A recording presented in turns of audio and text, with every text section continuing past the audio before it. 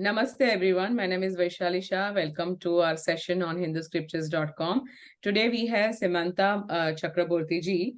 She is MSc B.Ed in physics and currently works as an assistant teacher in a reputed ICSE school. Reading, researching and writing on Indian Itihas and Puran is her passion. Rise of Dharma is her debut novel and is to be followed by two more books named Trials of Dharma and Triumph of Dharma respectively in Samrat Yudhishthir series. Apart from this trilogy, she has plans to write on the underrated epic characters in future.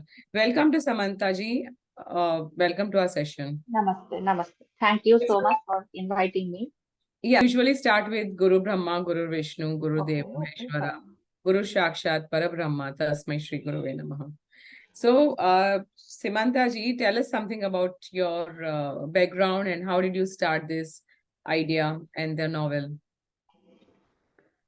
Okay, so first of all, the two epics of our country, the Ramayana and the Mahabharata, are very close to me since my childhood.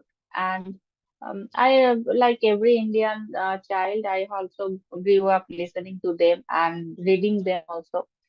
So, from the beginning, what I liked in the story of the Mahabharata, that is the character of Yudhishthira, because he is the king of Dharma and he is the Dharma, as we see in the beginning verse of the Mahabharata, that he is called the tree of Dharma by the author, by the Maharishi, and also by Sri Krishna. So, that is what first attracted me to his character.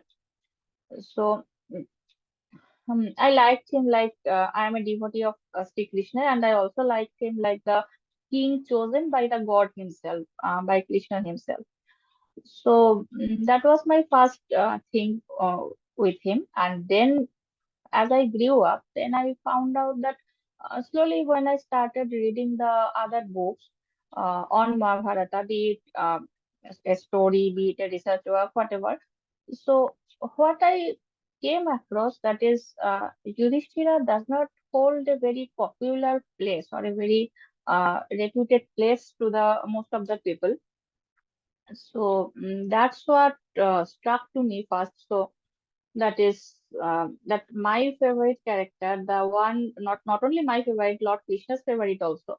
So is he like such a man that he doesn't have any popularity? No one just wants to talk about him. He's just ignored and underrated. And like the even the some of the anti-heroes, they are also like um, highlighted more, and Yudhishthira being the one of the heroes, one of the good characters of the epic, he is being so much overlooked and so much ignored, and if I can say that is he is very much misunderstood. So in that case, I thought to do something to dispel this misunderstanding about him.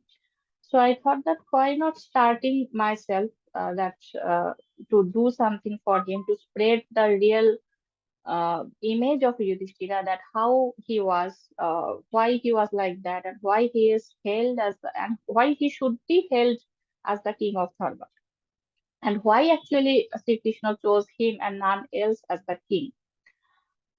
So for that, first I started the research work myself. I first started the study about various sources of Mahabharata, including the regional and the critical editions, and then what I found myself. So I thought to present in a way so that the audience can connect to it, so the readers can understand and feel Yudhishthira and they can like him gradually. So that is actually my effort. So this is a trilogy. That's how the idea began. Now I'm working on this series, and the first two books are already published. I'm working on the third one. So, usually I don't invite any fiction authors because your books were heavily influenced by Mahabharata and the main character of Mahabharata, one of the mains, Yudhishthir. So I thought of inviting you for this. What is the difference in reality and the fiction you have created in the book? So how much is the fiction and how much is the research you have done? Well, so nowadays, what we see as the fiction, that is the popular fiction in the market, and basically this genre, like this what they term it as mythology, but this is actually the epics, the history for our dharma. It is the itihasa. So this is history for us, not any myth. So we should not call it mythology. Maybe the thing is that for this particular area, we see that the novels, the fiction work are gradually getting deviated from the truth. The truth is the fact that is uh, actually the fact that is given to us by our sages like Valmiki and Vyasa. So nowadays the fiction is getting separated from the fact in a larger extent. So what I tried to do is I did not take much liberty from the fact. I tried to maintain the truth in my book so that the readers can get closer to the fact, and that is the what our actual message was, what the ethics wanted to say. So that message I wanted to convey to the readers. So here what I did is that I took some liberty in such cases which is not clear to the readers from the epic. For example, that Draupadi's wedding. So, what Draupadi felt, how she felt it. So, that is not written in the epic. So, in that case, as an author, I have taken the liberty of what she might have felt. But I have tried to show that in a way so that it does not violate the Maharishi's message, and it does not violate what is written in the text. So the fiction for me, it is the imagination of the creator of an author in a such a way that it does not cross the fact. So that is what I want to. So, what is your background and what have you studied, and how did you land on these topics to do your research? Well, so I have studied the critical edition by the Bori. So, and this was the first one I have taken, and then the version given by the KMG, that Kishan Ganguly's version, that is available in the net, and that one is actually the unabridged version of the epic. So these two are my main sources, apart from the regional language sources, like I am a Bengali, so the Bengali Mahabharata, obviously, and some other like local tales are there, no? So those local tales also, and what we find in the other languages, the other poets have written or they have imagined. So those things I have somehow I have taken.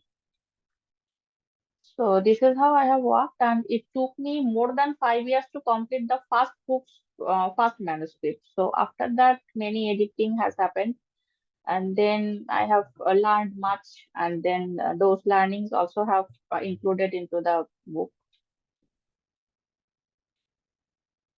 Which books have you referred to get this content?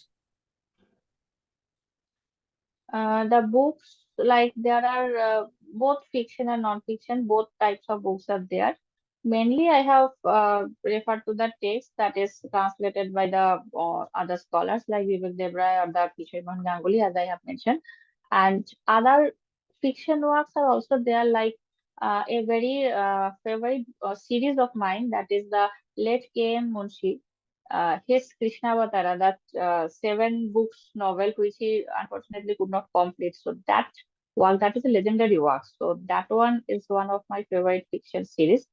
So I have learned much from him. So how to write, how to actually, his is the first fiction which is actually not deviating from the facts, and it is actually the maintaining the text, maintaining the message of the epics, and yet it has the imagination, it has the creativity. So that is the one was my inspiration, and also some other works I have taken help from. Like my editor and writing mentor, Sai Sarupa Ayaz. She has written many books on this Mahabharata. So from her writing style also I have taken some inspiration from, and she also believes the same thing, that is we should not change the message and while we are imagining. So these are some fiction books I have taken help from. What is your background? Do you follow any family traditions? Your any particular guru you have followed? Who's your deity whom you worship? Okay, so I am a devotee of Sri Krishna and he is my deity. He being the Jagat Guru, he only is my guru and he is my everything. He is my inspiration. And for this particular work, I'm very I'm very fond of, I'm an admirer of Yudhishthira also. So Shamrat Yudhishthira, he also is one of my gurus, and I learn much from him, like from his life, from his teachings. So these two, these two cast of blessings, I'm here and I'm trying to explore their story. Let's discuss the core of your novels. What is the message you want to give out to your audience? Why you want people to read your novel? You have to Okay, so elaborate this in a length because I want you to give me enough reasons that I should go and buy your book as an audience, as a reader. well. So, first of all, I would like to say that there are many epic-based novels, and there are many novels out there on written on Mahabharata. But I would like to say with pride that what I am doing on the underrated and unsung character, and one of the hero, like one of the good characters, or from the good side, on the side of Dharma. So this is something I think has not been done for long, and also Yudhishthira is such a person, such a character. On him, uh, like a larger level of work has not been yet done so far. So I have tried to fill up the gaps that he doesn't have much in the literary world. So that's why I did not stick to one book, but I'm doing three books on him and a series. So I'm trying to I'm trying to cover the whole 18 Parvas Mahabharata in a way from his perspective. So now I would say that that should be the USP of my book. That is, he is the hero of my book, and not only the hero, that he is the narrator of my book. So actually, the whole epic we are seeing from his eyes, his perspective. So how he felt in every incident of his life, which we have studied from the Maharishi's perspective in the epic in the text. So that is actually being seen from his perspective, who is actually, according to many scholars I have come across, he is the central character and the hero of Mahabharata. So now, how the story, the known story looks like from the central character's perspective, that is what I'm trying to do in this story. Now, one thing I felt that I should say here, that is the infamous dice game. I should not say famous, that is the infamous dice game. So that is where the my hero actually gets most of the blame, most of the criticism. So there I have studied much and taken a lot of hard work so to make it clear that why he actually agreed to play and why he actually played and why he could not stop in between and why he did all the things he did. So we all can criticize him, we all can blame him, whatever, but I really feel that as a human, he is also a human. So how he was feeling during that time, so that is also something important to look at, because nowadays, um, what I personally feel nowadays, the even the anti-heroes, the ones the epic is terming as the adharma. So those people are also getting highlighted, and even from their perspectives, the works are being done, and we can see we are sympathizing with him, with them, and we are also like um, feeling one with them, and we are crying in their grief, like they are also in pain. They have done wrong, but there is a reason. The wrong is somehow, justified and defended. So I feel that if the anti-heroes of both the epics are defended like this and their wrongdoings are justified like this, so why not the Dharma tree, the main tree of Dharma, who is chosen by the God himself? Why not he should tell his story? He also should get a chance to tell his side, that why he did this. Okay, he also did the wrong, but it is also him who corrected the wrong. It is not everyone can do, because in the Mahabharata himself we can see that in the dice game, like Pandavas and the Kauravas, the side of Adharma, both are wrong, both have done wrong, but it is the Pandavas only who have rectified their wrong, and they have again returned to their position from where they have fallen earlier. So this is something that differentiates between them and the side of Duryodhana. So that is something Duryodhana or Karna, they could not do, but Yudhishthira has done. So that's why Yudhishthira becomes the hero. He becomes the ruler. He becomes the emperor of the kingdom of Dharma, where the other side has to get perished for the as Krishna's aim is the Dharma Sanstapana. So for that, it has to happen. So what I wanted is that to explore this part of his, that why he did that and what was the reason behind that, for what he is getting criticized. Okay, and another thing I must tell, that is the battle part, the 18-day long battle. The third book is yet to be published, but I must tell you here that this in the battle, during the battle, we are just like when we are reading the text as the scholar or the researcher, then we are just reading at the those actions, like who is winning the battle, that particular duel, who is winning, who is facing the loss, and who is dying and who is alive. But in between the weird days, also there are something that we somehow miss. That is the warrior feelings, those who are fighting every day, like 18 days continuously they are fighting. So what are they are feeling? Every day they are losing their loved ones, their relatives, they are like soldiers. As a king, Yudhishthira cares for his soldiers also, those unknown and unnamed soldiers. So every day they are losing those family or relative or the friends. So how they are feeling, and how they are emotionally, how they are charging themselves up to show up in the next morning again for the next day's battle.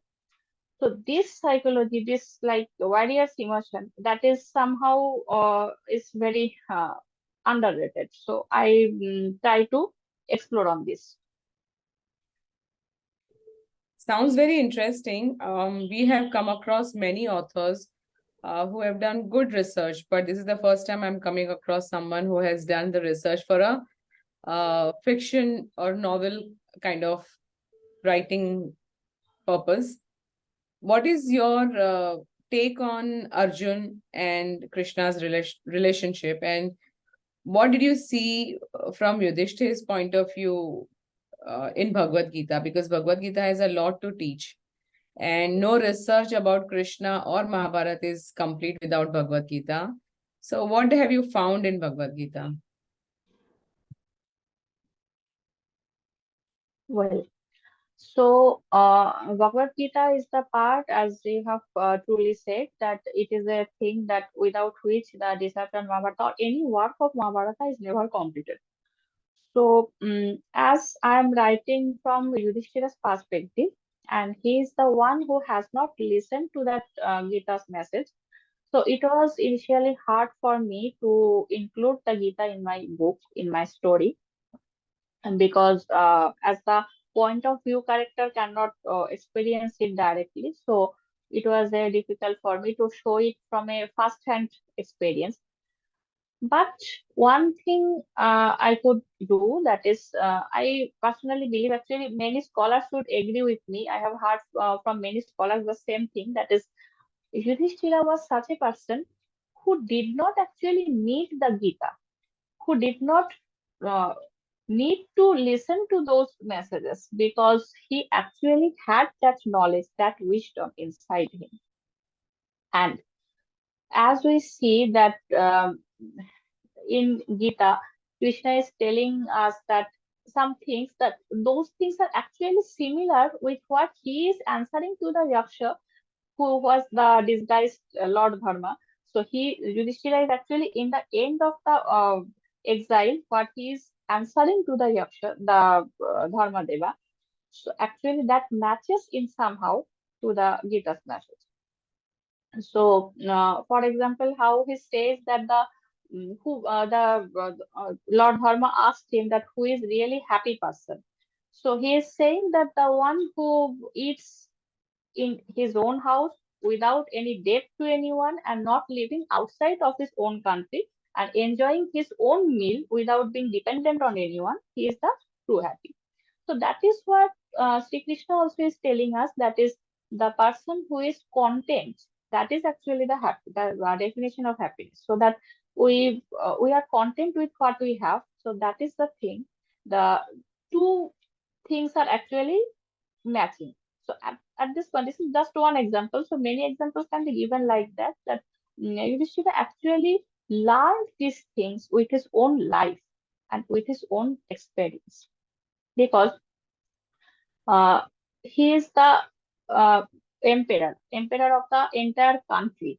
So he has seen the maximum height also. He has risen to the peak also, and he is falling in the poorest condition. He is now in the 13 years exile, 12 years exile, and 1 year of the incognito. But he has seen the maximum up and maximum down both in his life. So even after seeing everything like that, if he is saying this, that the happy person is that who is content with whatever little amount he is having. So if this is the answer coming from him, that definitely means that he has seen the life in a way that is very unique way, and which is not very easy for someone like a king, like an emperor, like him to feel and say. So that is definitely the Gita, the living Gita in him. Also, I would say that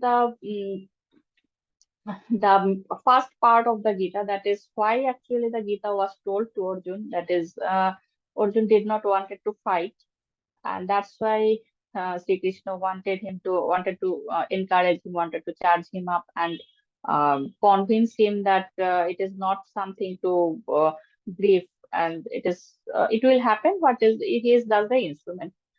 So here also from the non-philosophical perspective, like the stories perspective, I will say that Yudhishthir somehow deep down in his heart he knew this also, because he knows that he has to fight the war.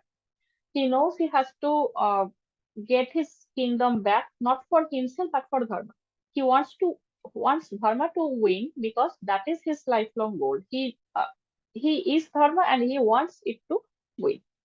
So here we see that he tries his best to avoid the battle to happen. He even asked for 5 villages to settle down, to settle with them. But when they disagreed, even that, then he decided to fight, and then there was no backing up. Then he was decided that I have to do this, and I am determined. So that's why for these two reasons, I think that Yudhishthira was not told the Gita, but Arjuna was told. And another thing, that Arjuna was chosen for this because definitely he is the extension of Krishna himself. He is the Nara, and Krishna is the Narayana. So definitely they are one, and Arjuna is none other than but Krishna is himself. But even then, I would say that Yudhishthira also is the Dharma. So Dharma and Narayana, they also are connected as brothers. If we go to the Vedas and the Upanishads, then we will see that Dharma and Vishnu, they also have been brothers in the past. So that connection is also there in between them. So as for your question that how I have shown the Gita, so first of all, I had the Yaksha Prasna in my book, so I have elaborated those messages there itself. And for the Gita, I could not show it first time, but I have brought it up like in an unique way, in an indirect ways, like that. Krishna has finished telling Gita. He has heard that he was telling Arjun something, but then after the first day's battle was over, he is asking Krishna that what you are telling me. So in that case, Krishna is telling that I was explaining these things to him. And again, those things as a part by part is coming up in their conversation, that what conversation he already had in the Gita. So in that way, I have explained. Very interesting and very impressive. What is the last message you would like to give to our audience? Well, to the audience, I would like to say that Mahabharata is a huge ocean, and when we are getting ready to drown inside it, we have to not only read but feel it and understand it fully. If we like to know the actual message that Mahabharata and even Ramayana is providing us, then first we have to be devoted to the message and those authors, those two authors, the Maharishis who has given us the messages. And unless we can be respectful to them and to their teachings, we can never learn from them, because the first thing is that we have to consider them as the guru, and then we have to be respectful to them and with an intention to learn from them, and not to use or not to rather I should say not to misuse their work and not to misunderstand their work like many sadly they are doing, but not to do that. And another thing is that it doesn't matter whether we consider Krishna as a human or a god, but all we should do that is respect him, love him, and learn from him. Because if he is not there, then no Mahabharata can be there, and no message we can get from him. And it is not, I think, right that is to change the messages in name of fiction or in name of imagination.